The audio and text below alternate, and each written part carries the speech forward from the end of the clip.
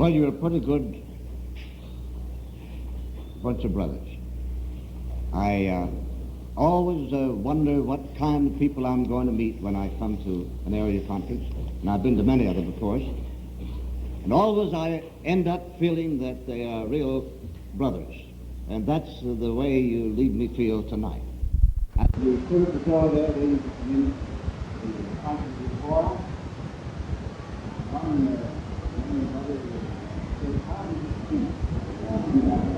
a long time ago, and to see what it looks like today.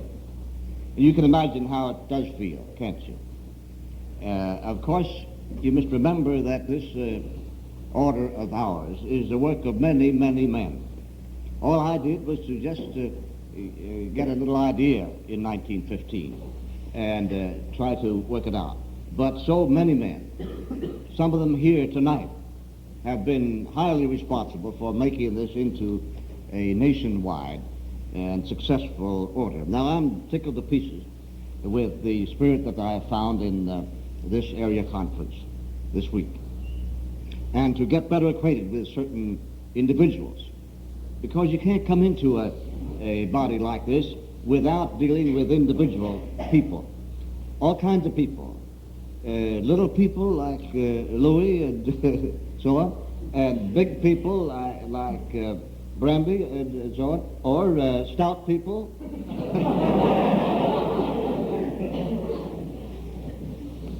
Bright people and other people. But I was particularly interested at the two men that had so much to do with the operation of this council, your conference chief, your area chief, Fred, and the one that had the special events on his shoulders, Larry, and then those discussion group leaders this morning. I went around from one group to another and was highly gratified, as I usually am, at the display of common sense that was to be found in the answers given and the way in which the discussion was pointed and directed. I have great faith in what a sensible body of young men like yourselves will do when you're given a chance to think a problem through and to act upon it. It was also good to see your advisor, Brandy, and my new friend, Al Genter, your area leader, who is such a fine fellow at that. I was in Muskegon yesterday, and while I was in the hotel, I heard the orchestra of the Muskegon High School give a concert there. And you know what they did? Just shows how the Order of the Arrow gets around. They played a classic selection called March Slav. Did any of you hear that? It's got the Order of the Arrow song in it. And there they sprang into that with great gusto. If you ever hear that piece, you will recognize what I'm talking about. Now, the older I get, brothers, the more joy and satisfaction I have in youth, and naturally the youth that are in the Order of the Arrow. There are two kinds of people in the world. There are those people that are sourpusses and look at the world through dark glasses, and there are those people who are otherwise inclined, let me put it that way. When I lived in Pennsylvania, a neighbor of mine from the country Dutch section told me a story that few of you may have heard me tell before about what happened in a little town in the country Dutch section of Pennsylvania on a hot August afternoon. The storekeeper was behind the counter there, and there were no customers in the store, so he began to doze off in his chair. And it was at that point when the village joker came in and saw his opportunity. Young fella about the size and build of Fred here.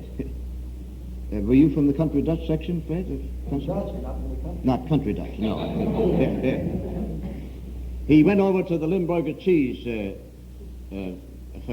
box and lifted off the glass case and put his finger in and got some on his finger this way, and went over to the old boy behind the counter and smeared some on his mustache that way. I wish I could tell you what happened in the country Dutch dialect after that. It was something like this. He said, pretty soon, It woke up. It went sniff, sniff. It went to count the counter off and sniff, sniff once again. And then he went into the storeroom out and sniff, sniff some more. And then by the front door and up the Strasse, sniff, sniff, and down the Strasse, sniff, sniff. And pretty soon he'll come back. He said, "By golly, the whole town stinks."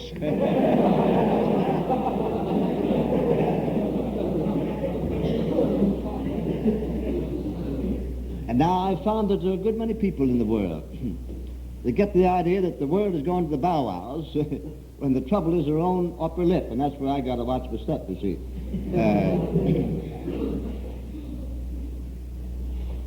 The order of the arrow is something that ought to cause each one of us to watch our upper lip, to keep it free of offense, so that we don't get the imagination from what's up there that the world the world stinks.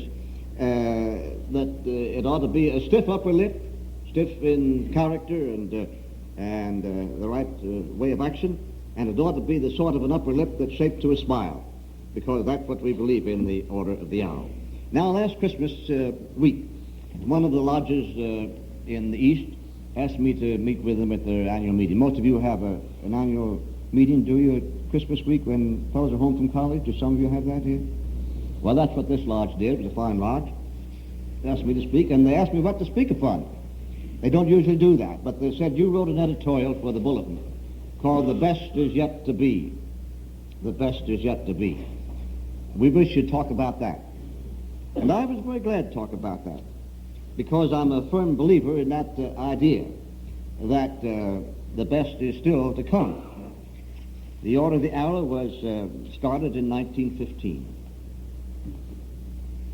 And believe me, we didn't have perfection then. If some of you could have gone back the 43 years between now and then and seen some of the crude things we did in those days to get started, the very crude things in the selection of members, in the putting on of ceremonials, nothing at all like they are now. Not refined and developed and finished with polish. The very crude regalia that we had in those days. Why, if some of those early boys, and I was with one just last week in his office, he's now about 58 years old, he was one of the boys then, and we were talking over those times, if they could see some of those old-timers, what went on this afternoon in the way of regalia, of Indian costuming, their eyes would have popped. We never dreamed of such fancy business.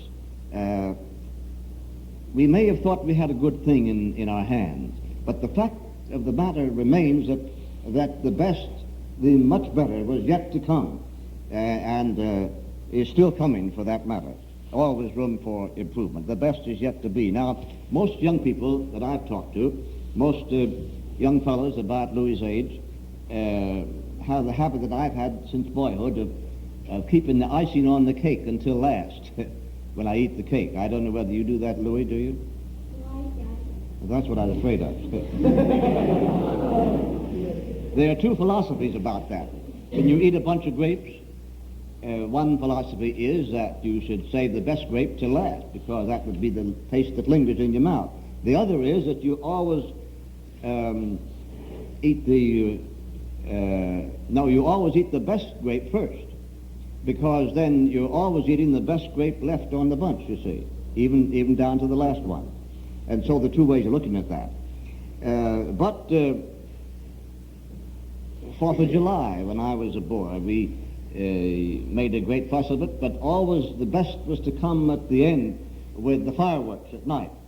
And at Christmas, the best was to come at the end when the Christmas dinner came on the table with all the fixing, you see. The best was yet to be. Now, in the middle of the last century, 1800s, a noted philosopher made a statement to the effect that we have reached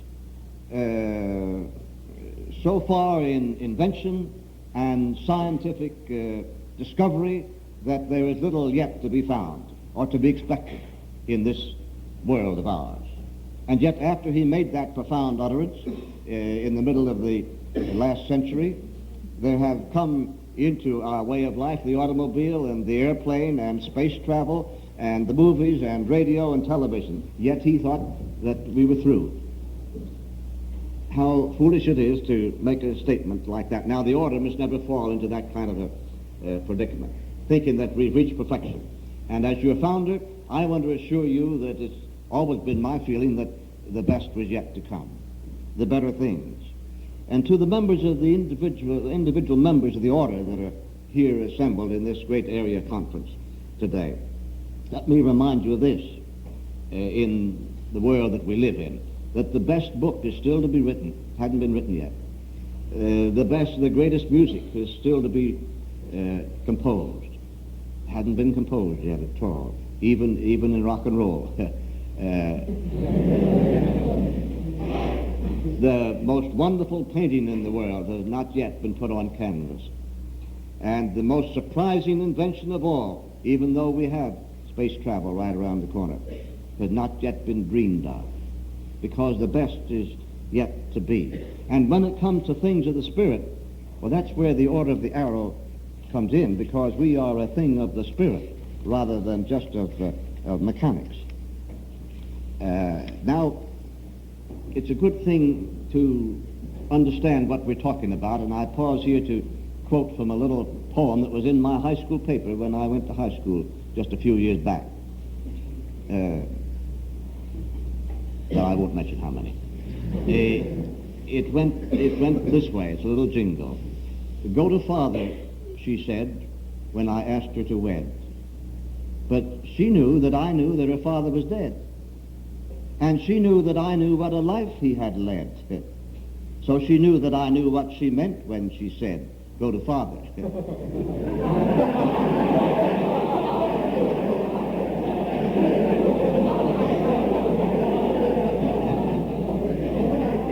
That's the kind of stuff we used to put in the high school paper back then. I mention it because sometimes when you're dealing in the realm of philosophy, into which I seem to have drifted at this point, you've got to be careful what words you use and how you use them, and that we understand the meaning of them. But I want to become very definite now when I say the best is yet to be, and point it up in terms of the movement that we're representing here and the things that we're doing together. For the order nationally, as a great national order, I think the best is yet to come. I don't think we've reached perfection yet in that. In such things as these, I believe we are still going to find better ways of taking in members, of selecting members than we now have. I said something about that in the bulletin a few months ago. I believe we're going to find ways of improving our ceremonials beyond what we have now. I don't think we've got the thing that's going to be the ultimate and the very best. I think we're going to find ways of improving those ceremonials. I think we're going to find better and more dramatic ways of rendering our service and more vital service to our community and to our country than we have now. I think as an order nationally, the best is yet to be. And this is an invitation, my brothers, to you and to your leaders to be looking for the better things. Now, how do you get the better thing to happen? Do you go off on a revolution all by yourself and make it happen? No, not in a game like this. You offer it to the powers that be, through the proper channels, so that it can become shared with the whole movement, the whole order. And so if you find what looks like a wonderful idea in respect to any of the ceremonies in the Order of the Arrow, thing to do is to let the National Committee know about it and give your experience and validate it as much as you can, and so with all other phases of your activity. Then I think the best is yet to be, my brothers, in terms of your own lodge locally and what you do there. And let me mention three particulars there. I think that we haven't begun to do the job in the local lodge in terms of the whole camping program which we represent and which we grow out of and belong to. So long as throughout America maybe 50% of all the troops and posts in America are not doing the job in camping that they should, according to the national rating. So long as that happens, we've still got a much better task ahead of us than that which we have been doing, because we are supposed to be the honor campers. We're supposed to know what it's all about. We're supposed to know the value of it, and therefore, if in our councils and in the districts where we operate, we can do our bit to change that situation so that almost every troop, every post in the council is a genuine camping outfit, then we'll be doing more nearly the best that we should be attempting. Then I think that in the lodge, the best is yet to be in terms of our service to the council, to scouting, to the community. In the early days of my scouting, I heard of an Indian troop. I don't mean an American Indian, I mean a troop in ancient India, in India itself. In the very early days of the movement, each little village in India was encouraged to have its own troop. And the village life in India, even today, is a very important phase of their whole life there. In the little village of Suryana in India, they developed a scout troop. This was, I suppose, about 1920 or 18, around there. They developed a scout troop. And it was a good scout troop. Its patrol leaders were on the job. I think they had 2, maybe 3 patrols. Were very much on the job. Then there came to India, to that section of India, a terrific plague. This was before modern medicine had done so much to keep down the plagues that beset mankind. There came to that part of India this terrific plague, and hundreds and thousands of people were falling victims of it and dying. And finally, it reached the little village of Suryana. What did the troop do about it? What did the scouts of Suryana do? Well, sir, they got busy. They had found that one way of spreading the plague was through the drinking water.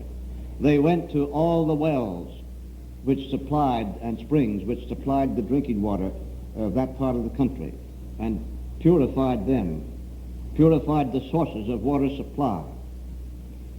They did everything they could with what knowledge they had gotten so far out of scouting, so far as health and safety was concerned, to see that the plague, when it reached their village, didn't spread beyond certain limits.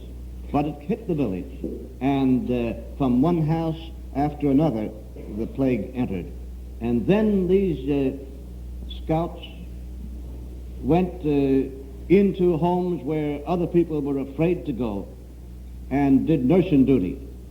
And when the angel of death came and smote heavily, it was they who were left to carry the dead people out and dispose of their bodies outside the village to avoid further spread of the plague. And when the plague had run its course in that part of India, they found in that little village that the great percentage of the people who might otherwise have fallen victim to the plague were spared because of the work of this single scout troop operating there on the service basis. Well, that's the spirit that we ought to have in us, we who stand for cheerful service. Sometimes there come in rare moments a call to service that require guts, that require stamina, that require bravery and courage. Fortunately, we in the USA aren't often called upon to do the sort of thing that that little troop in Suryana was called upon to do. But we ought to be ready to do it. But meanwhile, our imagination should be drawn upon, it seems to me, to find the things that will count heavily in terms of human service to scouting, to our community, and to the nation in which we live. Now, the last case in which I'd like to draw attention to the fact that the best is yet to be in the operation of our lodge is in the field of our fellowship together. I think the fellowship here has been fine. I think the spirit has been good. I liked the singing last night at the opening, and I think that the fellowship has been very genuine here, and that's as it should be. But we must always be looking for the best in that sort of thing. and make it count. I was given a book this winter in my native city, a book called The Boy's Book of Entertainment. I think maybe it was reviewed in Scouting Magazine. It was written by one of my old scout troops there in Philadelphia, who through the years had kept a record of the things that counted most in their fellowship together, in the way of games, in the way of activities, in the way of songs, in the way of skits. And it's the finest thing I've seen in many a day, because it came out of the actual practical experience of a scout troop that had been functioning for the last 40 years under good leadership. And the stuff that is in there has been tried in the fire and found fitting and found usable. And so no doubt no wonder it is a good book. So let's be on the search in our lodge locally for the best in that which we have to do, in the camping program, in the service program, and in the fellowship that we build up. Now, just before we conclude, let me put this down on the shoulders of each man here, this quest for the best. For it must come down to each individual one of us eventually to look for the best in life. You know, I get a little bit worried about the order of the hour sometimes, because it's just possible that we may get the idea that it's a society set up to enable us to put our thumbs in our pockets this way and say, look how good I am. Look how good I am. And that isn't the idea at all, is it? Rather, it is to the effect that the best is yet to be in me.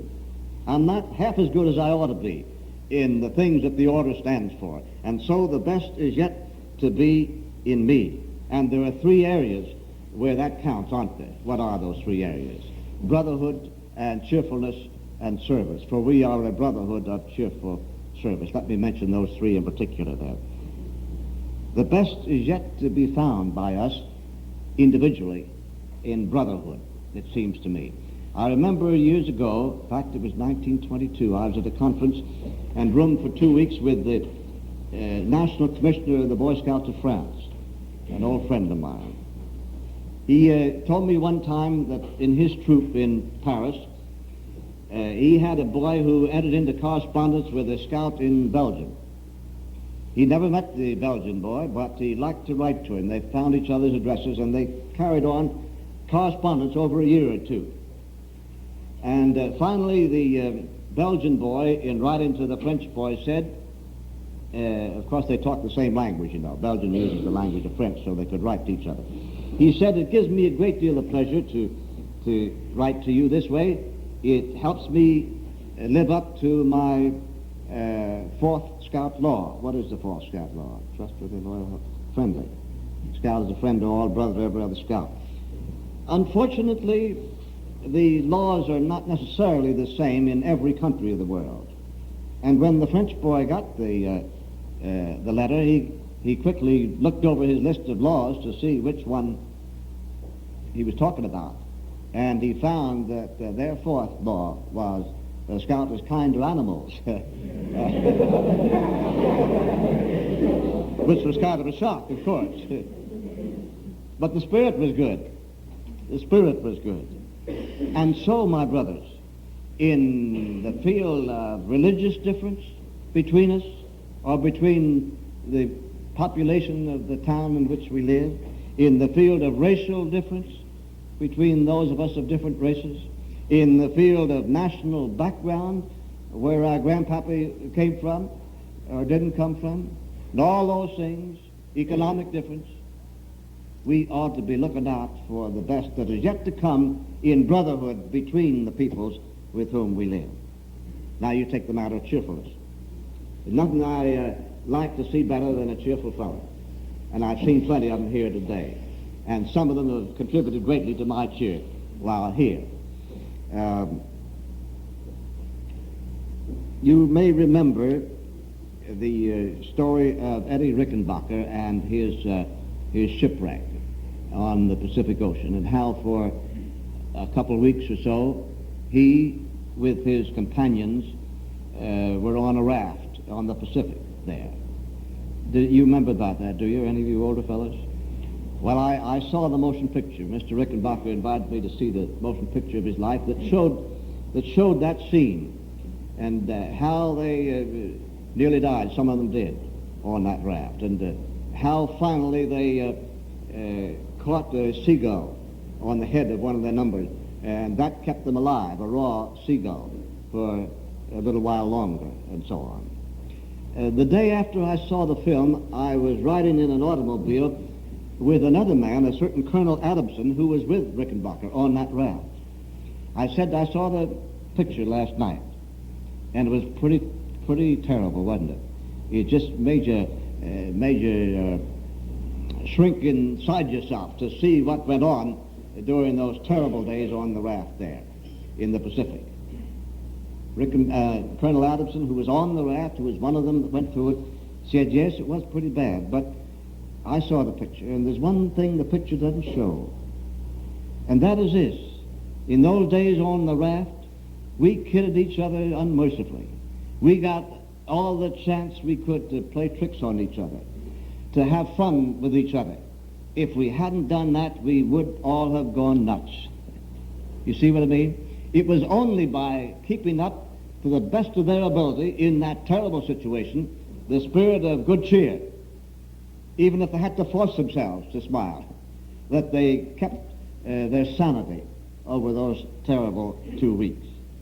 And so that's what General Eisenhower indicated when he came, before he was president, to make a speech in New York a year or so before the election, and told what happened before D-Day in England when they were getting ready to launch the invasion of Europe on D-Day in World War II.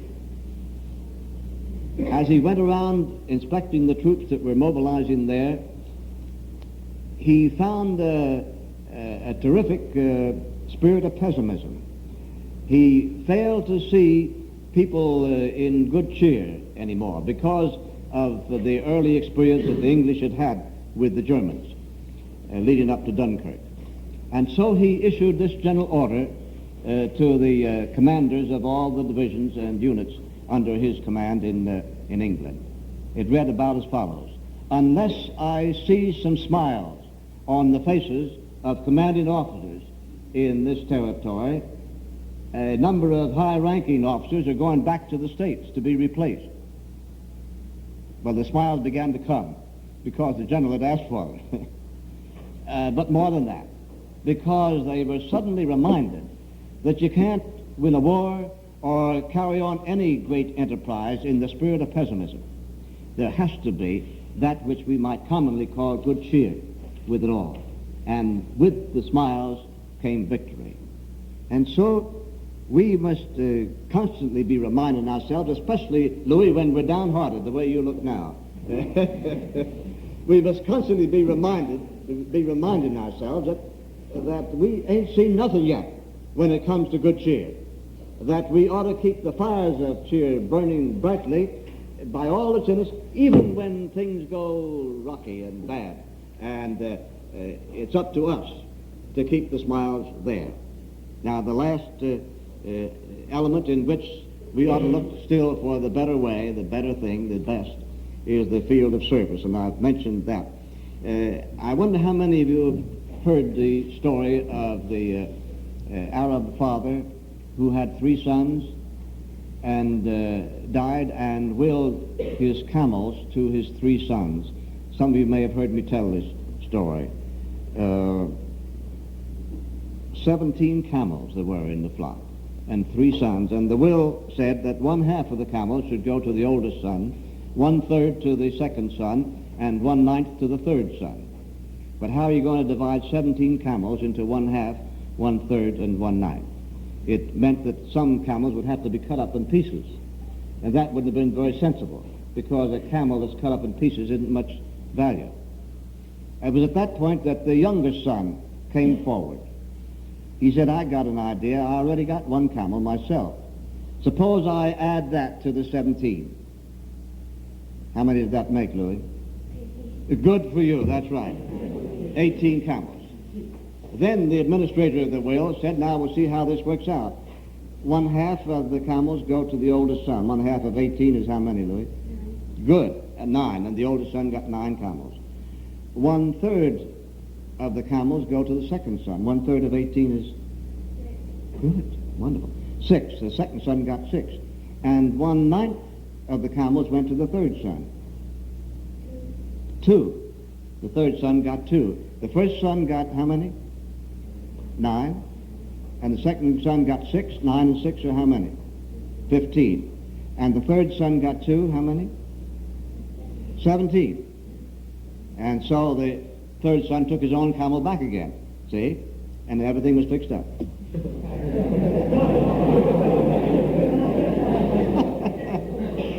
Now the moral of that story is, the fellow that will come forward voluntarily with his service in a time of emergency like that, always has it come back to him, and then some, you see.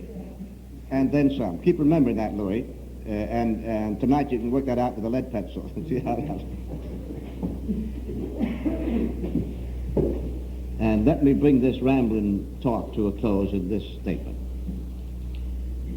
It's not only up to us as good members of the order to have the firm conviction in our minds and hearts that the best is yet to come in brotherhood and in cheerfulness and service, and it's up to us to help to make it come. But also, it seems to me that we of all people, we of the Order of the Arrow, ought to have the conviction that the best is yet to come for our whole world, the world in which we live. Now, the newspapers and the magazines keep printing dreadful stories about the condition of the world, and God knows there's some situations that would make you creep, and sometimes we wonder whether there's going to be any world left when we get through with things that seem to be before us. And yet, the spirit that moves us as members of the order ought to be such that we have a firm conviction that the better thing, not the worst thing, the best thing, not the worst thing, is going to come. And I close with this story.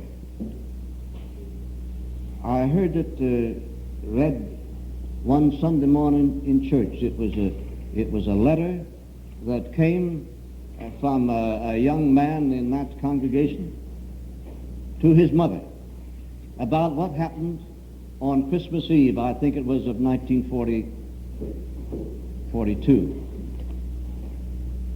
or 43, at the time of the invasion of North Africa, the first landing at Casablanca in North Africa. The young man said to his mother, we found we were going to land at Casablanca on the 24th of December. And before we landed on the soil there, because we did not know what kind of reception we'd get, whether they would be hostile to us or friendly, before we landed, our officers drew us together and gave us definite orders as to how we should behave on landing. They said we are to march down the main street of Casablanca without a word and as quietly as possible, but always on the alert with our weapons at the alert, because no one could tell what the situation will be. And so that's the way it was. We left the boat, came on dry land, started the march down the main street of Casablanca. It was pretty tense, because who could tell what moment machine guns or high explosive would start out and land right where we were marching. That's the way it was. No one could tell. Then, suddenly it happened. Suddenly it happened, but not at all as we expected it. We were marching toward the east. And as we marched toward the east, I saw a star over there on Christmas Eve, over the east. And I suddenly reminded that it was Christmas. I'd forgotten it. It was just the 24th of December, that's all.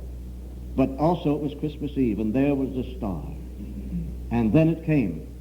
Not the high explosives, not the machine guns, but the Christmas carols from the houses as we passed them on both sides of the road.